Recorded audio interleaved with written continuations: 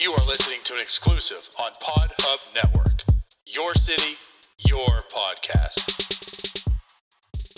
To the delight of this crowd, McClendon marches down the dugout steps with first base. McCutcheon's throw. The runner breaks to the plate. Here's the throw. Wow. He is out. The Buccos win.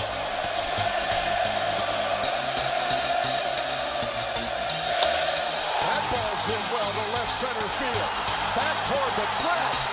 And that ball is gone. You are listening to the North Shore 9 podcast. Follow them on Twitter, Instagram, and Facebook. Also, make sure to watch NS9 Live every Thursday on Twitch and help support by becoming a patron. Let's go Bucks! Yo, yo, yo. Welcome to Starbucks on this glorious Wednesday morning. I'm your host, Anthony DiNardo, back because I have internet. With me is Jim Rosati. Jim, good morning, part 2. Good morning. I feel like we did like 7 seconds of this yesterday until it hit. Yeah, I mean we did about 27 seconds. Only 7 was captured. So, Okay. To keep it fair, before you like dropped off and Zoom ended and this stopped streaming because Comcast is terrible. So sick of Comcast and their internet. But I digress. We're here. I'm calm now, I think. I'm calm, if you're calm. We have Pirates baseball to put everything back in perspective for us. So, right. They've dropped what now? 6 in a row? Is it 7 in a row now? Or just 6? They are losers of, I believe, 6 in a row. Okay. Perfect. So... And I think, as you pointed out, like this terrible stretch of baseball they've had like no separation from the Orioles as far as like being terrible because all the other teams are just terrible as well. That's the crazy thing. Yeah, I mean, so Pirates losers of 6 in a row, 2 of 8. Baltimore, losers of 6 in a row. Texas finally won a game last night. So they gained a game on Texas. They are now 1 game behind Texas. Wow. Or ahead of Texas, I guess, however you want to look at it. But for that 3rd overall pick. So with the way this team's playing, I would be surprised if they can't sneak into the number 2 spot, but who knows? We'll see. Yeah. But the way the other teams are playing also. Need a little bit of cooperation with Baltimore and Texas. Speaking about the way the team's playing, so we'll get into let's get a little bit into the Red Series. That wasn't too fun, unless you're a Reds fan. Lots of runs scored, not for the Pirates. The run differential was, I think it was it triple digits, Jim? Did it hit triple digits? No, it's insane. I don't know what it is about the Reds, but that team is just built to just beat the brains off the Pirates this year. We're built different. I mean, I sent something out the other day, but like the Reds are a bad team when they play anybody but the Pirates. Like the Reds you could say the Reds are in a playoff hunt right now, right? I think sure. they're 4 games out of a wild card. Where are they now? They are 4.5 games out of a wild card spot. So like you could make an argument that they're in the hunt, right? And they have, after yesterday, a minus 51 run differential against teams that aren't the Pirates. So they're really only good against the Pirates. They're very extremely mediocre to below average against every other team in the majors. And Yeah, I don't get it. I mean, they bash they just crush us. It's what I mean. Think about the Pirates and Milwaukee. Years ago, it's Mhm. just you weren't coming out of Milwaukee with a W, and that's the Yeah, Pirates just against Cincinnati right now. that's exactly what it is. I mean, there's just something about that team. We can't beat them. It's a little frustrating.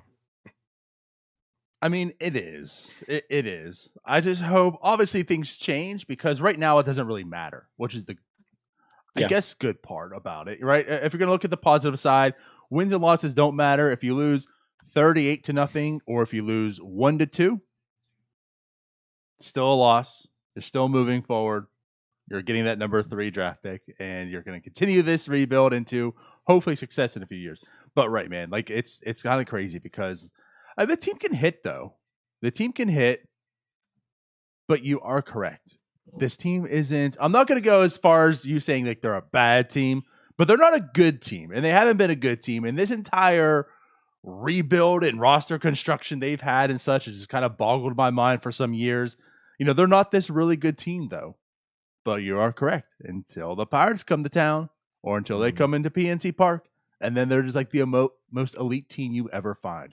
I mean, Jonathan India, Winker, Castellanos, Votto. I mean, this isn't, like I said, this is not a bad lineup by any means. But they don't have any pitching.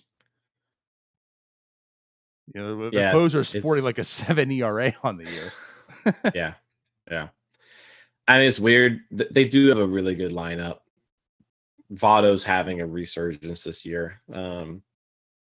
But yeah, the pitching is the starting pitching staff is okay, but their bullpen is just a complete train wreck. And yeah, I mean it affects them against other teams, but not the Pirates apparently. And it's funny because the Pirates will go in and like just completely take the Mets season off the rails, and just make them a terrible team now. And then they face the Reds and they just shrivel up and die. But I mean, it is what it is. So we mentioned about obviously a team being bad. The Pirates are a bad team, but on the bad team is also a bad player. His name is Kevin Newman. And Jim, I think finally it's being done. I mean, so the trade is made. Hoy Park comes over to the Pirates, and I think everyone's pretty much at this point saying, like, Kevin Newman should not be getting starts. The first game he's a Pirate, he doesn't even play Hoy Park. Then he starts. I think he starts again. Then he sits again. So 2 out of 4 he's not even here. It's like, what's going on with Hoy Park? Like, what is Shelton doing? You gotta play this guy. Newman still starts. Finally, 2 games in a row, Newman sat. Park played.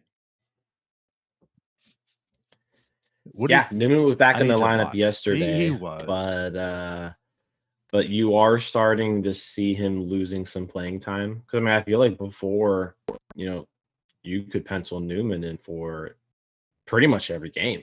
I mean, he wasn't sitting at all. Right. And now you are starting to see some benchings there. So I think all of us have probably seen enough of Kevin Newman. The interesting thing too, Brian, at Raise the Jolly Roger yesterday pointed out, before it was kind of this, Kevin Newman was always a little bit behind Jackie Bradley Jr. to try to, get out of that basement for worst hitter in baseball. And now that Lorenzo Cain is back, JBJ is not getting a lot of playing time. So Newman is like all by himself. Absolutely.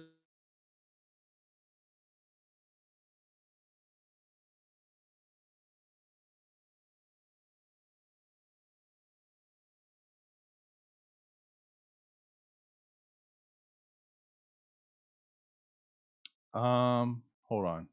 List.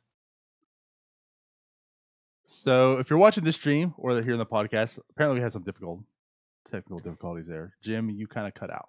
Your stream just stopped. So if you want to repeat what you just said there, like the past 7 seconds. Yeah. So I mean, at this point, Kevin Newman is far and away the worst hitter in baseball, because Jackie Bradley Jr. no longer qualifies for the hitting title. So The Newman's hitting not title. close to anybody. Yeah. And it's not looking good. So hopefully he loses enough playing time that he can actually drop off that list. It's been bad, man. It has absolutely been bad. Like, this is, to me, I was completely fine looking at last year as just like this anomaly, kind of like with Brian Reynolds, right? Same thing. Mm-hmm. He comes into this season. We have the Ford on. We're talking about his 750 spring training. We're talking about how he's revamped his swing, and here's why it's working, right? Here is why you're seeing the success, even though it's just spring training, right? This whole revamped swing. I think you even noticed something to begin with, right, with Newman. I think you started it all off. It's all your fault, Jim. So you All my saw fault. this in spring. We're talking about with Fort, and then the season starts, and it's worse than last year. And Mm-hmm. of course, I probably should have brought this up, but it just hit my mind now. I put all this stuff on Twitter. I forget what it is, but like when you go back to last year and you look at all shortstops, with at least 150 plate appearances, Kevin Newman ranks dead last in weighted run created plus. Dead last. I think it's 38 out of 38. When you look at WAR, he's 37 out of 38, ahead of only Eric Gonzalez, who was just DFA'd, if that puts anything on perspective. Kevin Newman is flat out terrible. And those numbers, that WAR, right? That comes with this amazingly good defensive season right now. Like, if you are going to give him any credit, his defense has vastly improved, and not just to where it's adequate. Like, it's really good. It's top tier stuff. So even with his glove coming in and playing such a valuable part into his WAR and overall production, he's the second worst shortstop in baseball, only to Eric Gonzalez. This is bad. Like, he cannot. There's no way in my mind he's part of this future. There's with all the middle infield talent that has been acquired by Ben Cherington. We've mentioned how Cole Tucker's on notice. But to me, like, Kevin Newman's on notice too. Is Kevin Newman a Pirate next year? Well, Hoyt Park might let us know right now also. Home run last night. Yeah, I mean, definitely like what I see out of Hoyt Park so far. The question now is, can he be an everyday shortstop, right? So that's what these next 2 months are for. Is let's see if he can be. I agree. Maybe move him around a little bit. I don't think you maybe take. Actually, no. Kevin Newman at this point, he shouldn't be getting any playing time. Like, I would, if it were me, Hoyt Park would be your starting shortstop every single game. And there's no reason to play Newman anymore. Like you mentioned, he's the worst shortstop in baseball. He's probably, actually not even probably, he is the worst everyday player in Major League Baseball. Like, that's not like just like, that's not me being facetious or funny or anything. Like, the numbers I'm not even back that trying up. to be mean, Like, guys. he's bad. Yeah, now that Chris Davis isn't playing anymore, I think you probably are correct. Yeah. I mean, the only person that was like close to him, I mean, I guess you could argue there's some people out there like, you know how bad it is? You're looking at qualified, as you mentioned, qualified players. Yeah. Kevin Newman has a 46 weighted run created plus. The next worst is Elvis Andrus with a 65. That's the gap. Right. Yeah, and that's what I was saying before. Like, there's no longer someone who he's close to. There is a huge gap now between Newman and the second worst hitter in baseball. You're talking worst five: Eugenio Suarez, 68; Nick Ahmed, 67; Garrett Hampson, 65; Elvis Andrus, 65; then Kevin Newman all the way down to a 46. We, like, the people of Pittsburgh, the fans, the media, whomever we want to talk about, for as many people calling for the heads of Gregory Polanco and Kai Tom and Alfred and all this, like all these people that eventually have come and gone or still here or whatever, and they want to talk about earning, like what does he earn? What does he earn? What does he earn? What the hell is Kevin Newman earning? Like that's my problem right now. I absolutely understand and get the first part of the season where was the real depth and such. Sure. Who else are you going to put there? That's part of the Polanco's issue. Like who are you going to put there instead of him? Now you might have some guys, but at this point in time, like what has Kevin earned to get any playing time? Nothing. So exactly what you're saying, he does not deserve any starts going forward because he hasn't earned them. He is simply, you need a day off and I'm in the lineup. That's it. Point blank.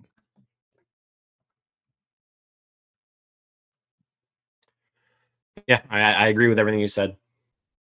I can't think of any reason why Newman should be getting everyday playing time. There isn't.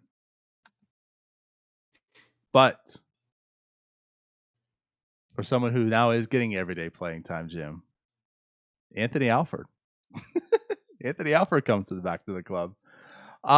Let's talk about this. Let's definitely talk about this. Jim, tell us your thoughts on Anthony Alford. Do we really have to talk about this? Yeah.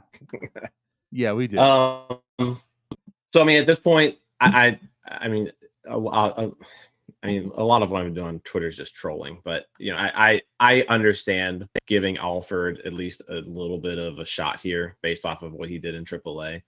Am I a believer in Anthony Alford? Absolutely not. But I'm cool with, I guess, him getting 2 weeks worth of starts here to see if he can prove people wrong. I mean, he tore the cover off the ball in AAA. He still struck out a lot, and so that's what I was kind of looking at is, no matter what you're doing there, that the 434 BABIP or whatever, the 454 BABIP in AAA and the 35% K rate, probably not going to translate very well to the major leagues. And I think we're seeing that. I mean, it's only been 3 games, but he is striking out a lot. He's gotten lucky with the high BABIP right now, but yeah, I'm completely fine with giving him like 2 weeks, right? But I think if in 2 weeks he shows that he's really the same guy as he was earlier in the year, then you kind of start that next revolving door. With Ben Gamel on the IL, like there's really no other options there. I guess you could make an argument and say, maybe Michael Chavis, could play some outfield, some corner outfield. Kai Tom. I mean, on the rehab start. Kai Tom coming in once he comes off the IL. But then again, like what are we doing here? Like Chavis maybe could be something, but based off of his last few years, probably not. But he does seem to be hitting the ball well since arriving in Indianapolis. Sure. Yeah, so I said I'm completely fine with Alford getting like 2 weeks worth of starts here, just to see if there's anything different. But yeah, so far the strikeouts are still concerning. He has, like I said, he has 4 hits. He hit 3 hits in his first game, hit in his second game. But the strikeouts are going to be his main problem. He struck out 55% of the time so far this year, and that number has only gone up really since his promotion. So, right, I don't really see much there. Okay, well, I'm good you came to your senses to actually talk rationally about this, because you taken a lot of heat on Twitter, and I love it. But I mean, to be honest, with most of the stuff that you said, I agree with, just not to the level of like just absolute hatred as you put out there. I mean, my entire thing on this too is I do not believe in Anthony Alford. I am not a believer. I had some hope at the beginning of the year. That's why I gave you like the over and under of a 0.8 WAR. Clearly, you're going to win taking the under still with his call up. But yeah, seeing what he did in, of course, the majors, absolutely trash. Goes down to the minors, and you're right. I mean, like when you look at the numbers and see like he's been hitting and he's got this power and such, it's like, wow, like, okay, cool. But you're right. He strikes out a ton. The BABIP is extremely high. And, I get some people just have naturally a higher BABIP and such, but like you're not going to sustain 450. Absolutely not. You're just not going to do it. And with him, he comes back. To me, the whole thing was he got down to sent down to AAA, right? Obviously to work and things get better. I still striking out till everything we said still happens, right? But however, he's putting up the numbers, right? Like he's deserving, he's doing what he needed to do to deserve a second chance. Okay. With the Pirates outfield looks like right now, like Phillip Evans. Is Phillip Evans doing what he deserves to stay on the Pirates team? No. Right. Did Eric Gonzalez deserve it? No. Is Kevin Newman deserving it? No. There's plenty of people that are not deserving their roster spot on the Pirates currently. So purge them. They did. Phillip Evans is gone. He didn't deserve that roster spot. I'm not going to say that Anthony Alford is going to deserve his roster spot on the Pirates team, but he's doing what he needs to do in AAA to earn the right to try. And that's what I'm okay with. I'm okay with the fact that the Pirates said, kudos to you. You're deserving of a call-up. You're deserving of this chance. Here you go. The reason I like it, the reason I actually do like this is for everything you just talked about, Jim. He is hot. He's putting absolutely monster numbers at AAA. If you can't put up numbers now in the majors, you ain't going to do it. You know what I mean? If at your best, we call you up and you're still bad, book closed, Anthony Alford, you're done. And you are correct. Like, even though he's come up and he's batting a 364 batting average, and even though he has 2 extra base hits out of 4 hits, like 800 BABIP, he's striking out 54.5%. I know it's still a small sample, but it's literally the same struggles as we saw. Don't think it's going to translate. But you're right. We'll give him the time. At the end of August, early September, we find out that's still Anthony Alford. You move on. Gamble seems like it's going to be a short stint. He's probably coming back soon. See what happens. Yeah. I agree with everything there. Not much else to say there about Alford. I hope he's more than what I think he is, but I just don't think he is. I just don't think he's good. Yeah. So we'll close this. I have your back, Jim. He's not good, but on Twitter, I'll let everyone fire at you. Yeah, let people come at me. I'm fine with it. All right. So we'll move on from that. The Red Series was trash. The Cardinals game last night was trash. I don't know. I mean, 1 hit, Parks solo shot. I mean, that was good. That was impressive. But Steven Brault, let's talk about him. He has returned. He's giving us Brault stuff. It's not terrible. It's not great, but he's definitely something this team can use and rely on. He's a serviceable starter. So last night gave up some runs, some home runs, but overall pretty effective. Yeah, I mean, I'll take that start from Brault last night any day. 5 innings, 2 runs, and he's probably a guy where once you get stretched out a little bit more, he could have maybe gone another inning. I didn't check his pitch count out last night, but I think it was 70 something, 55 strikes, and like 76 pitches, something like that. Okay, so they were being a little cautious with him, pulling him early since he just came back. So I mean, but he's somebody who I think could really, he's going to be able to provide at least some quality innings down the stretch here that we desperately need, because this bullpen is just incredibly overworked, right? Even yesterday, Dwayne Underwood Jr. pitches 2 innings. I feel like Dwayne Underwood Jr. pitches 2 innings every game. I don't even know where. I mean, Underwood's probably got the 3rd most innings pitched on this team, if I had to guess right at this point in time. And the dude's thrown 61 innings already this year, and yeah, I don't know. I think Dwayne I think I'm Underwood good Jr. with has the most innings pitched in Major League as far as a reliever goes. Okay, so he's the most 61.1. Yep. used reliever in baseball. Okay, yeah, I mean that makes sense because I feel like every time he's out there, he goes 2 innings and pitches every other day. Right. He's Um, pitched 36 games so so far. yeah, so I think Brault's going to be super useful to this team because I said he at least has some major league experience. He's experienced some major league success. Is he going to be like an ace? Like, is Stephen Brault going to be this like great pitcher? No, but we all know who Stephen Brault is. He's probably on a good team, like a number 4 or 5 starter, but like a reliable number 4 or 5 starter, which means on this Pirates team, he's probably our first or second best starting pitcher. But I just like he's somebody you can count on to kind of go out there and at least give you quality innings time in and time out. I feel like he kind of replaces Tyler Anderson in that mold. He's basically Tyler Anderson, just replacing that what Anderson was to this team before the trade. But it's good to see him back. The stuff still seems a little bit off. Hopefully that's just from the layoff. Mm-hmm. But last night, six strikeouts, no walks. I mean, I'll take that all day. Yeah, I don't know. Maybe we differ just a hair. I mean, trust me, it's much of a difference. I don't know if I even really truly put him in like the Tyler Anderson stratosphere, but he's reliable, like you said, like that. Mm-hmm. He's that. I don't. The difference between he and Chad Cole is Chad Cole has the stuff, but you can't rely on him.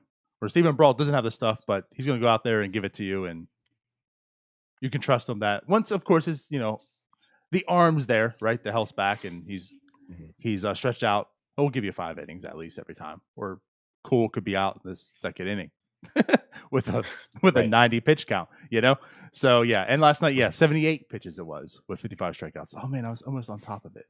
But like it's I'm not excited that Brault's back. So I feel like there's a lot of people out there that are excited about Brault because in their mind Brault is exciting. And to me, he's not too exciting. I'm glad he's back because this team needs stability, and that's what he provides. And hopefully a home run from him, because I think that's an over and under as well, or some slugging or something in one of our things. But that'd just be fun because this is like, of course, Brault's probably last chance of hitting in his MLB career. So I think that's what I'm more looking forward to is like the bat. I want to see something happen from it. For his sake. But yeah, like I'm excited that he's back for the stability. I'm not a huge believer in Steve Brault's ability. And I might even question on a good team who's a 4 or 5. But definitely on this team, he's right now probably the second best starter, at least, if not the first. But yeah, so a solid outing from him. It's exactly what the Pirates are going to need and look forward to the rest of the season.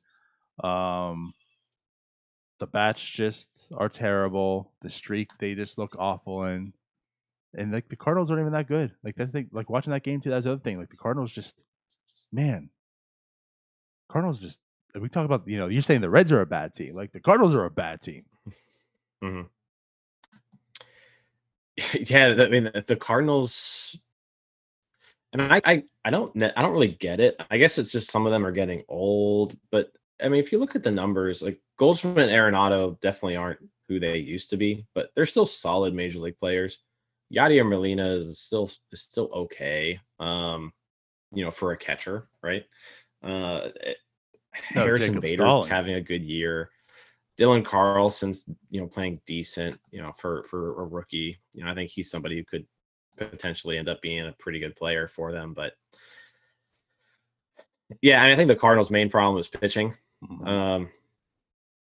And just staying healthy in general, but they're just too old. They're kind of the way I thought of the Cubs at the beginning of the year. That Cubs pitching staff, I was just like this staff is so old, and we just hasn't held up.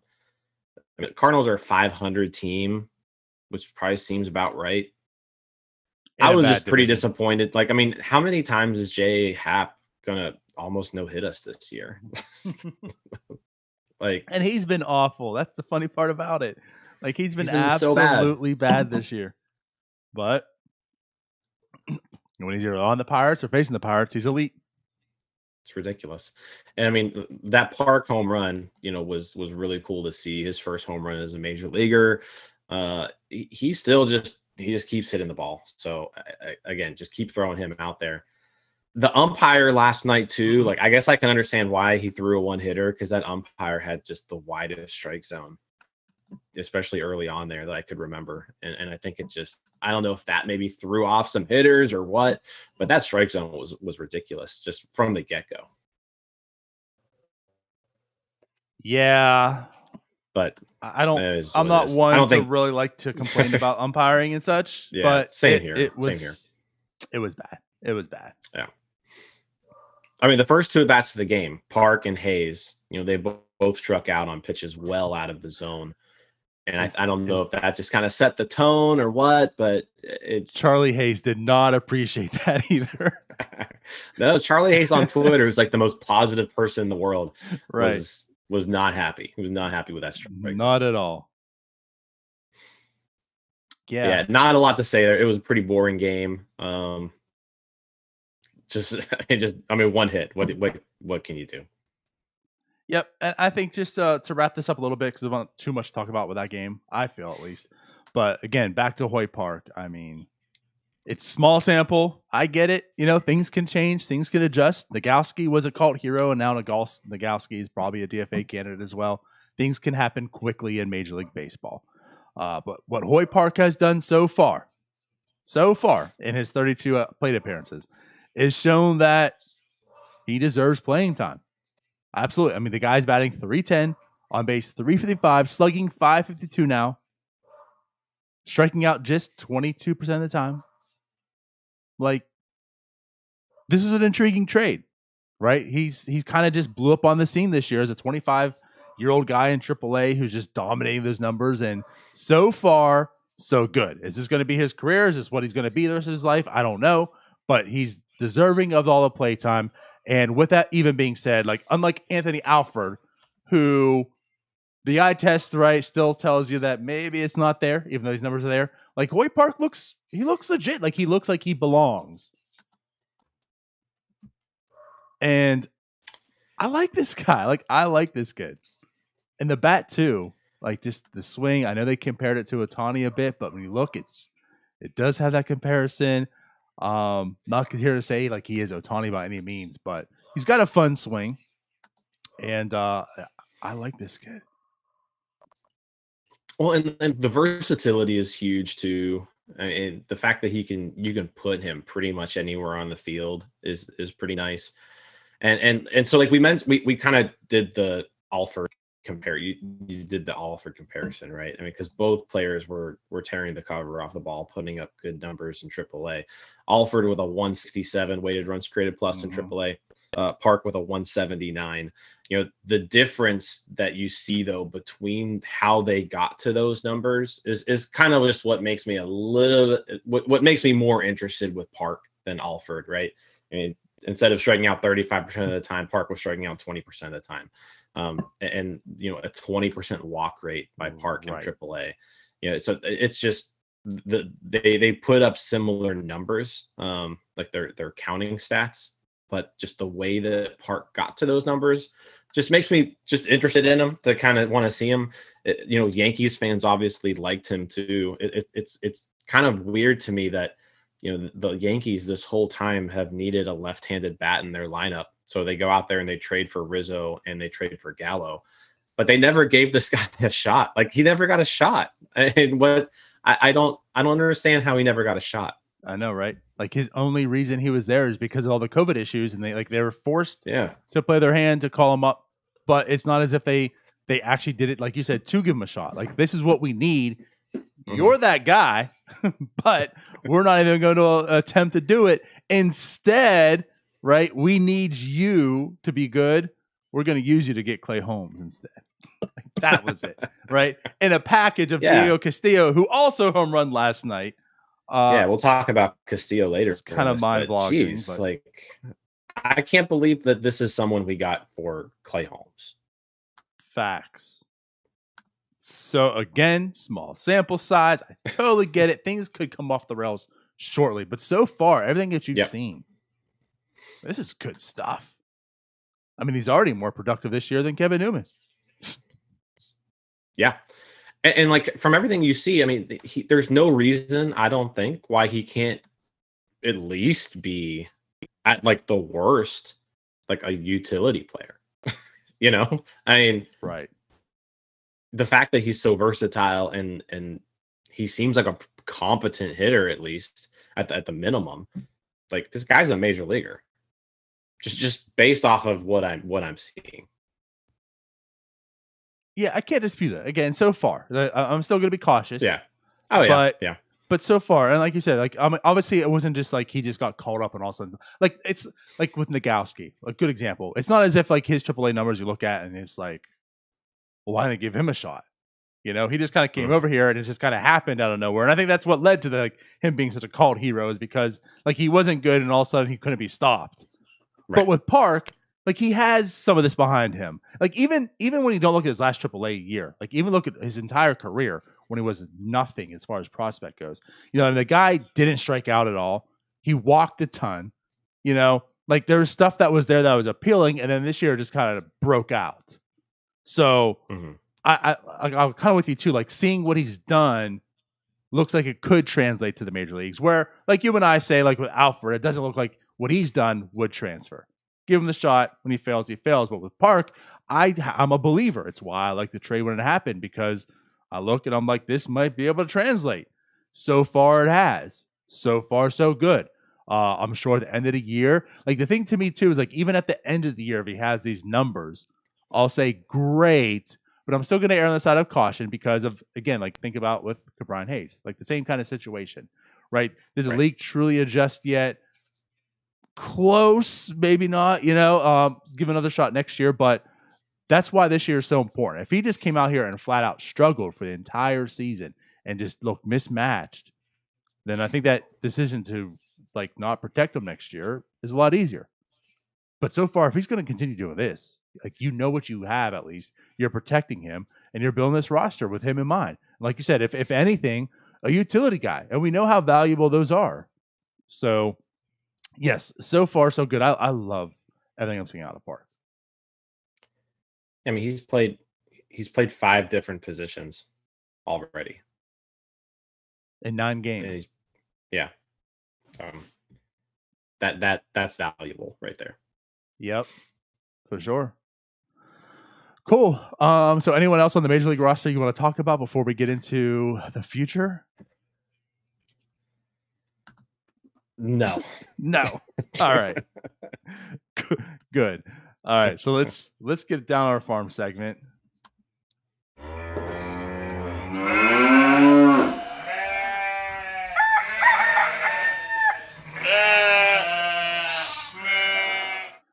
All right, Jim. So down on our farm, let's talk. We haven't talked about the prospects in some time, I feel like. And thing about now is there's like so many more of them to talk about too. So this isn't just which, I mean, there was a lot to begin with. Like at the beginning of the season, that's what we talked about. Like the depth in the system has just increased. Now after this deadline, like I feel like it's doubled. So we have our thoughts on some of the depth pieces, but it's doubled. That's fair to say. So let's start. Let's go ahead. This is your forte. So where do you want to go with this? Yeah, I mean, I figured we kind of just do an update on everybody. I'm using, I'm looking at FanGraphs top prospect list right now. So we'll kind of just go in order and kind of just go down the list and kind of just give updates on how everybody's doing, what's going on, what are they looking like. There's still quite a few players who have been out, especially towards the top of these rankings. So there's not much to update there, but we did see Henry Davis last week make his pro debut, playing for the complex, the Florida Complex League Pirates. He played 2 games there and he hit the ball. I mean, it's what you would expect him to do, I guess, against a rookie level team. Sure. I don't know how long he's going to stay there. I was seeing some people floating out, he's down there simply for, his first bonus payment to not have state income tax out of it. Maybe that's it. But there's no reason why he should be spending haven't you? Yeah, like there's not much reason why there's no developmental reasons why he should remain in the complex league very long. So keep an eye on him, see when he gets bumped up. It's got to be soon. I I would I would put him in Greensboro. I don't know how aggressive they'll be with that, but I think that's his landing spot, especially considering Bradenton has some catchers already at that level. So Mhm. I think Greensboro's eventually the landing spot for him, but so far so good in the 2 games he played against, far inferior competition. Yep, I get all that. We can move on. So you're getting the thing about it is you're seeing what you want to see. Like the Yeah, the talent is definitely inferior, but it would be probably more disappointing if he was 0 for right now, opposed to like just hitting nothing but extra base hits. exactly. So next up, Quinn Priester. So he's kind of the one pitching prospect, one of those top guys who, knock on wood, we haven't had any kind of health issues with Priester. He's been every spot, every time through the rotation, he's been able to pitch. So that's been good to see. I do want to see, and just from seeing him live, I am a little surprised at how low his strikeout rate is still. Like the stuff is so good. Mhm. Um, I'm a little surprised to see that he's still not striking out at least one batter an inning right now. 3.09 ERA, in 14 starts at high A. I think he finishes off the year in Greensboro. But I think the one thing I want to look at is that K rate, strikeouts per 9 inning. He's at 7.79 right now. Like I feel like that should be higher, just based off of his stuff. So maybe it's just a matter of learning how to use it and learning how to pitch to hitters. But that K rate seems to be too low for what he's capable of, in my opinion. Yeah, and he's kind of been like a little bit of a mixed bag this year. He's definitely had some good, he's had some bad, which I mean that's not like a bad thing as well. I mean that's part of the development is facing that adversity and such. But you are right. Like I guess here's the thing too, based on the hype that he brought into this season, I would say I guess there's maybe disappointment in what you're seeing, but that's only because, and maybe that's just the issue. Like that's only because he came in with a hype of like, is this guy going to be like the top 5 prospect of baseball type of stuff? Like Mhm. the hype he got was like all the stuff that Shane Boz was getting, and Shane Boz just flew up the rankings. So now you're Yeah. thinking, I think all Pirates fans, of course, being familiar with Shane Boz, are like salivating, like, oh my god, this guy could be like a top 10 prospect here sometime soon.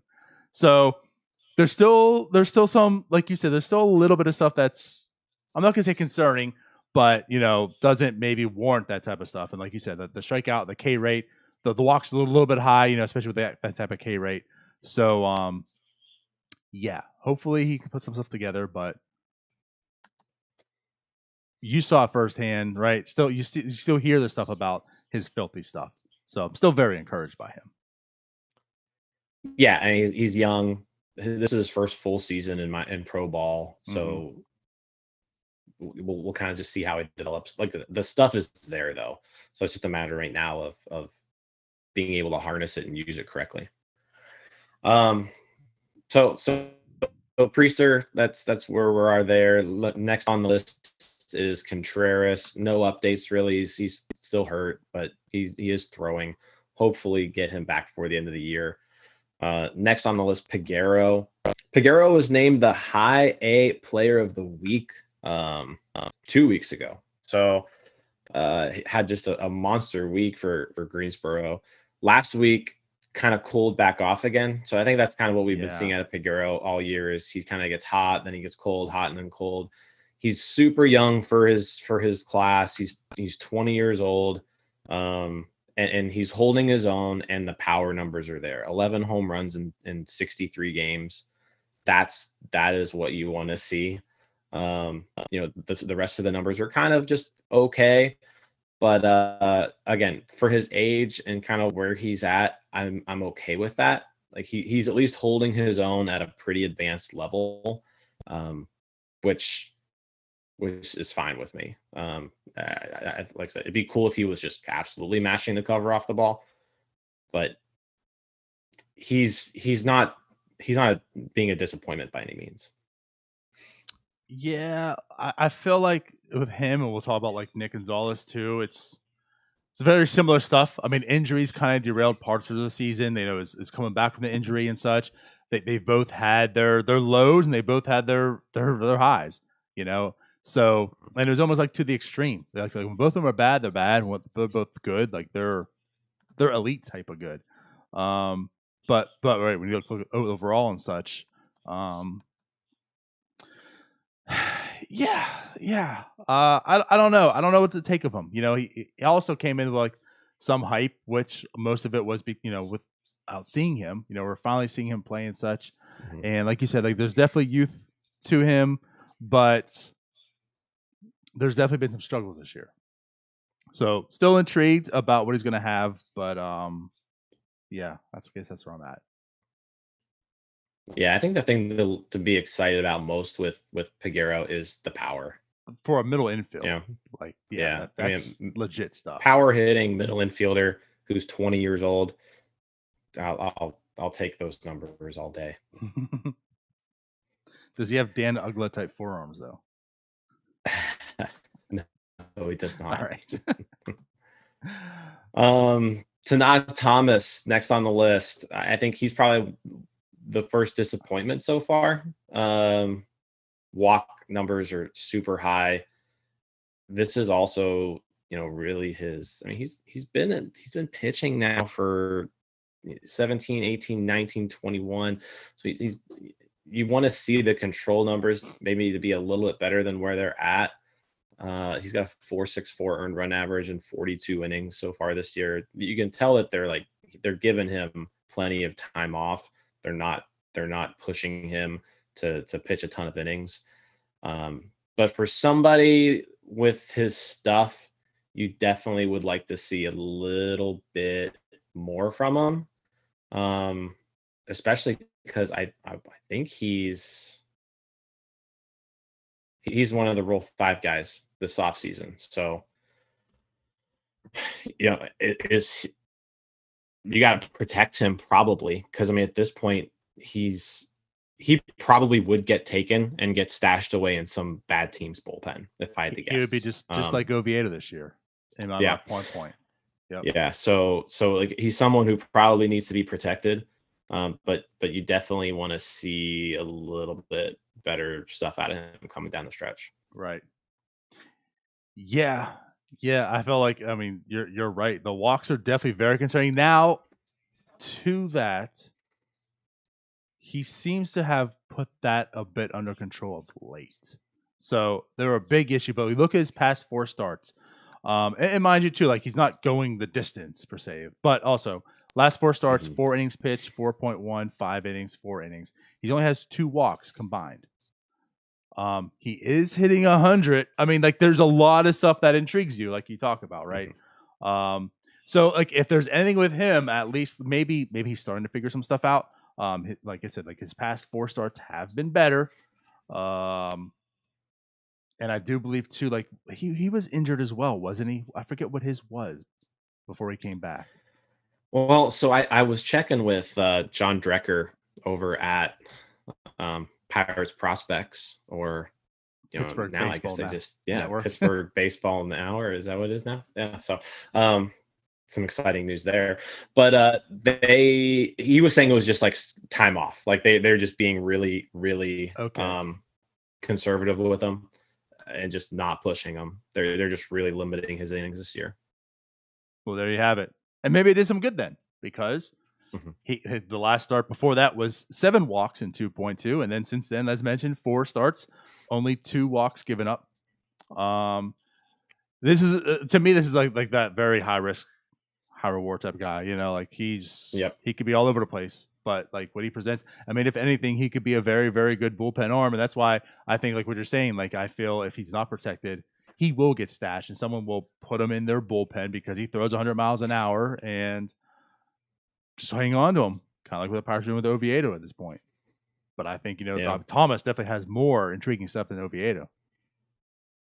Yeah, for sure. I mean, and Thomas is somebody who, if he were available, he's probably a top 1 or 2 pick in the Rule 5 draft. Right. So definitely needs protected.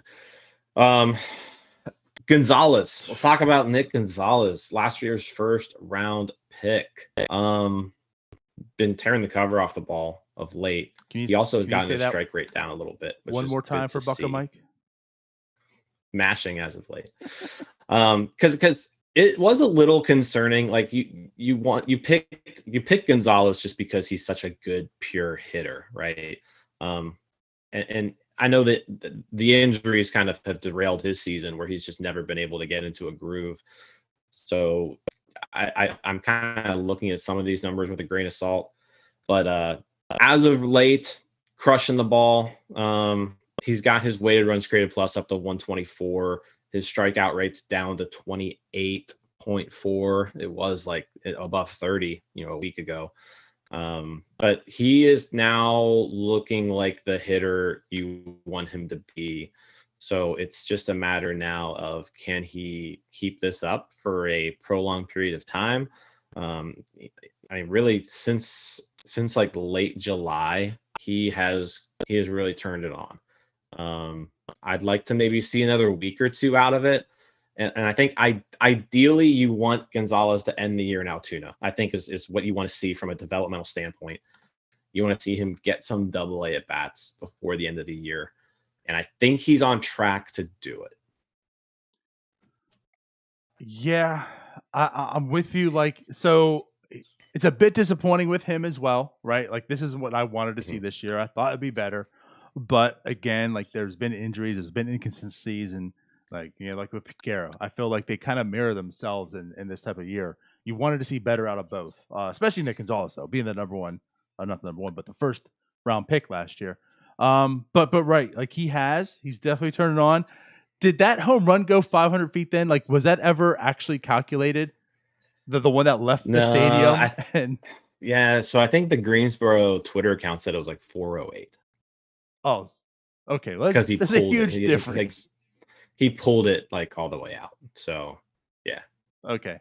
But regardless, he had two. One was for Grand Slam in that game. So 2 home runs. He has been definitely hot of late. So again, like we've always kind of felt like maybe this injury has been there, right? It's been there. It's been creeping up on him. Part of the issues. Don't really know. But with that being said, he's definitely done everything he can. He's definitely done everything he needs to do at this point in time to get that call up, as you mentioned. He's been completely hot. I'm liking everything I see so far. Not loving it, but liking it. And I guess we'll go from there. Yeah. So I said Nick Gonzalez hopefully can keep up this hot streak. See him in Altoona here before the end of the year. By the way, just put out there, I just want to say one thing. Over the last month, 100 at-bats, he's batting 300. So for the people that weren't worried about the batting averages, right? Mm-hmm. Hopefully health being good, right? The injury passed him. He's batting 300, 4 home runs, 5 doubles, 1 triple. Good stuff so far. Yeah, but he's locked in right now. Next on the list, Travis Swaggerty. No updates there. Bubba Chandler hasn't started yet. Ji-Hwan Bae, who is the current second baseman for Altoona. I think he's kind of just putting up a normal, kind of what you would expect, Ji-Hwan Bae to do. The power is actually starting to come a little bit with him, which is right. Which is a little exciting because, I mean, before he had 0. I mean, in 532 plate appearances going into this year, he had 0 home runs. And he has now hit 6 on the year. So before you were like, okay, this is a guy who could potentially hit 300, maybe, play all over the field, super athletic, super fast, but no power. Now you're starting to see maybe there's a little bit of power in there. Right. He just turned 22 years old this past month. I'm not disappointed with what I see. Like I'm also not like clamoring for how great of a year Ji-Hwan Bae is having, but he's surprising me a little bit with the power.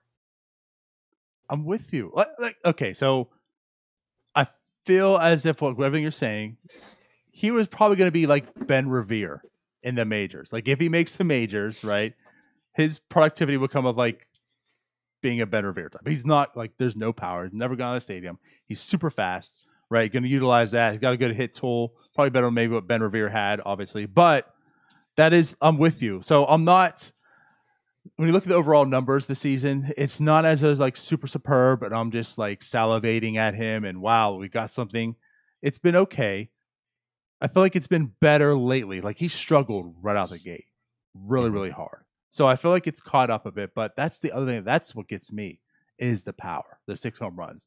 Like this isn't going to be a 20 home run guy. We don't need to be. But if he can do what he does, and he also can add like 10 home runs a season, that's huge compared to like I think what we expected him to be, which was 0 home runs, period. Like a slap hitter almost type. Like just he's getting his singles. But yeah, the home runs has been something a bit surprising. So I think that's what makes me have eyes on him some more now. Is just the overall numbers aren't great. It's not as if that, but it's like, is this power maybe legit? Does he have like another other tool that's developing that we never expected? Yeah, I mean 5 home runs in Double-A, and they've all come in the last month. So yeah, I mean, maybe something's kind of clicking for him. Maybe, I mean that's not like something you can't just like accidentally get power, right? So something to keep your eye out on. Let's kind of wrap up here a little quickly with some more of the interesting names. We're already out of the top 10, so maybe some of the new guys who have come over. So like next on the list, we've got Diego Castillo, who was the other guy in that Clay Holmes trade. Yes. He's been assigned to Double-A, and in 2 weeks he looks pretty good. He was having a good year for the Yankees Double-A team, but he's really just kind of picked up where he left off. He doesn't strike out, which is pretty cool to see. He's got some pop. He has 3 home runs in 13 games for the Curve, 132 weighted runs created plus. He had a 128 weighted runs created plus for the Yankees Double-A team. He's 23, so like he's not young for his level. He's not necessarily old for his level, but I mean, a 23-year-old Double-A, he's doing what you would want to see an interesting 23-year-old do in Double-A. He also seems like he's pretty versatile. Second base, shortstop. He's been playing third base a lot for Altoona. Yeah, I think there might be something. Again, just another guy that came over because of Clay Holmes. We talked about Park. Yeah. And then there's also this guy.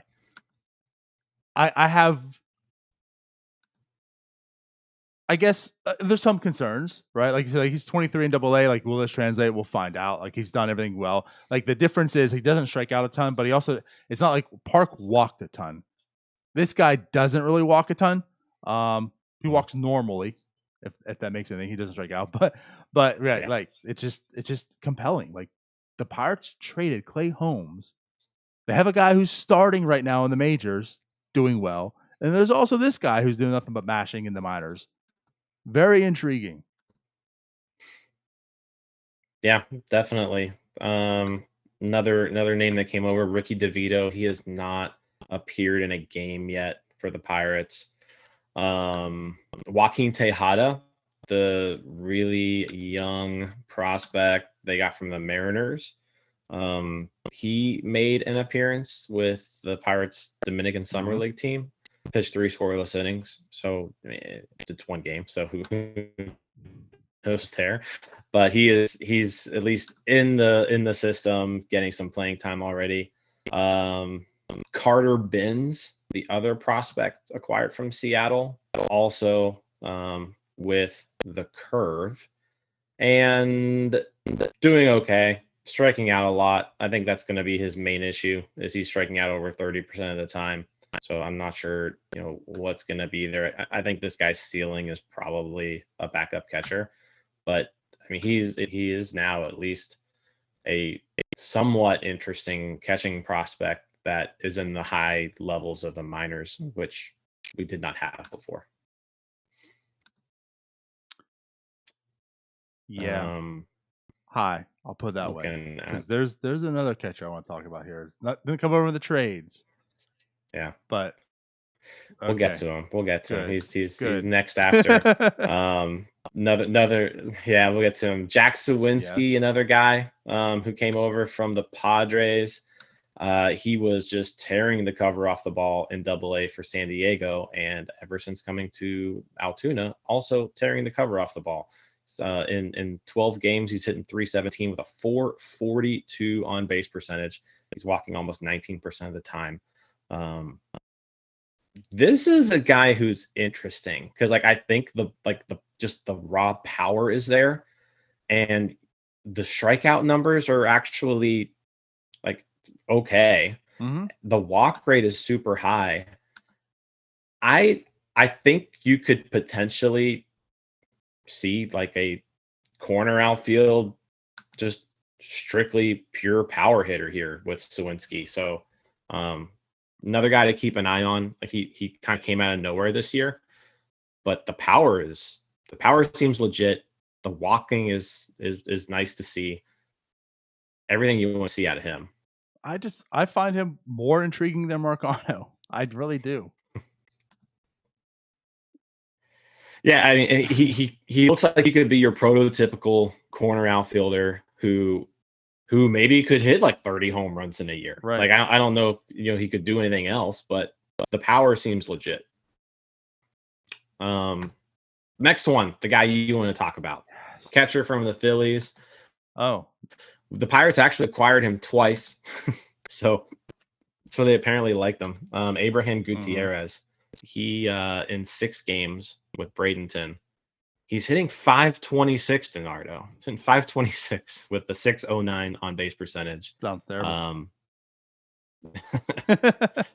Yeah, he's just killing the ball. So he moves over. I guess he didn't have to move very far. He was in Clearwater for the Phillies, and so now he's in Bradenton.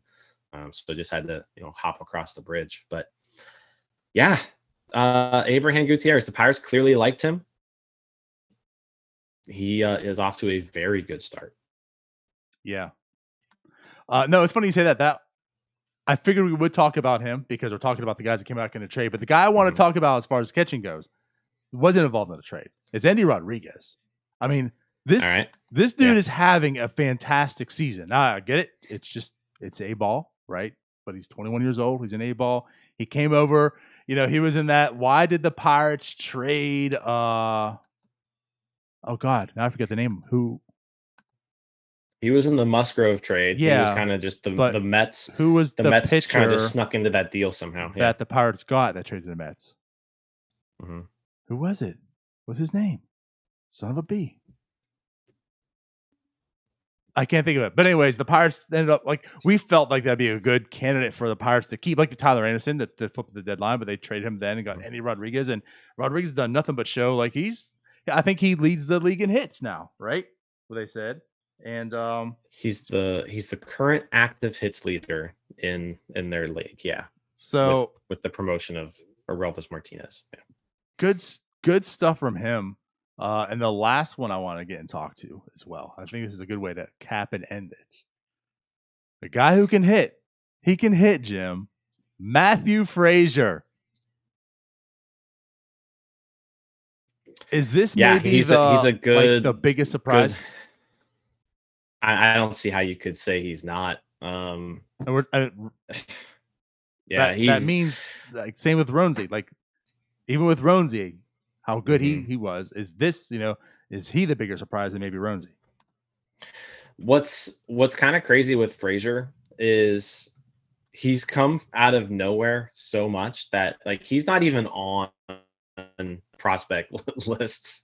He's nowhere to be found. But after this year, he's clearly going to be on lists. And I think he's on a few mid-season updates. But I said it before, when I didn't know what to expect out of Frazier. I'd never seen him before. So when I went to Greensboro, I was really surprised with just how big and athletic this guy was. And he just absolutely destroyed high A ball. And now he's been bumped up to Altoona. He's been there for a week, and he really just hasn't missed a beat. Extra base hits, just I mean, he's crushing the ball in Altoona. So he's been probably the biggest surprise, like you said, in the system, because I don't think anybody really expected this out of him. I think most people were probably looking him as just like, minor league depth, just to like take up roster spaces. Right. And all of a sudden this year he comes out and he is this like legit power prospect. He had 0 home runs in 2019. He had 171 plate appearances in low A ball and had 0 home runs. And he comes out and he hits 20 at Greensboro this year. He's already got 1 in Altoona. I know he almost hit for the cycle the other day for the Curve. So he's seeing the ball well. He's hitting it. Another Rule 5 guy. Actually, no, he's not a Rule 5 guy this year, so you don't have to put him on the roster. But yeah, definitely interested to see how he continues to develop, because this year has been great. I mean, I think he's your minor league player of the year right now. Absolutely. Yeah. He has to be. And there's some good performances, but like what he's doing is nuts. Now, granted, like the knock is like he was 23 years old in high A. Yeah. But again, you'd rather see him hit 20 home runs and bat 314 and have an on base of a 401 than not, right? So, okay, he was clearly the big dog there. Now he's in Double A. Of course, it's just 5 games. Like you said, like so far it's transitioning and he's doing well. So I'm very, very intrigued now. Like I think the thing is like he's opened up a lot of eyes and you're now watching this, like there's another guy into this farm that you weren't, following before him. That's just another guy now. Like Matt Frazier could be a dude.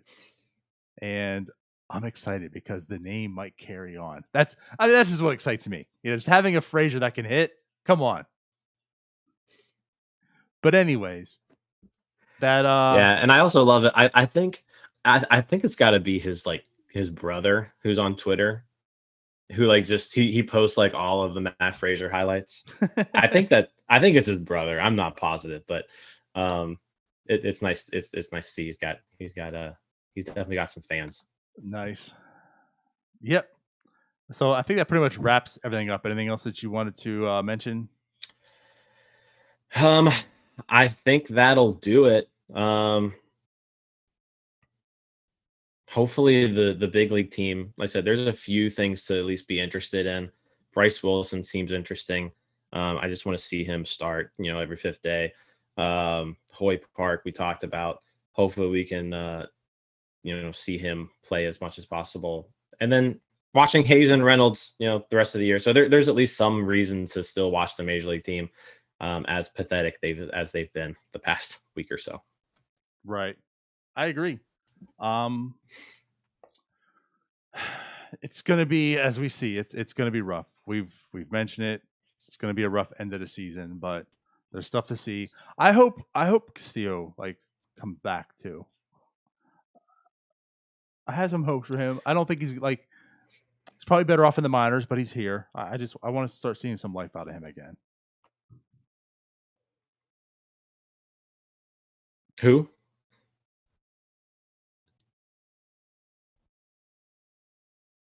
Castillo? Contreras? Wait, hold on. I was like, who's Castillo? We're gone. We're done. Let's bye. All right, everyone. It's nice talking. Enjoy the rest of your day. We'll see you later. Bye.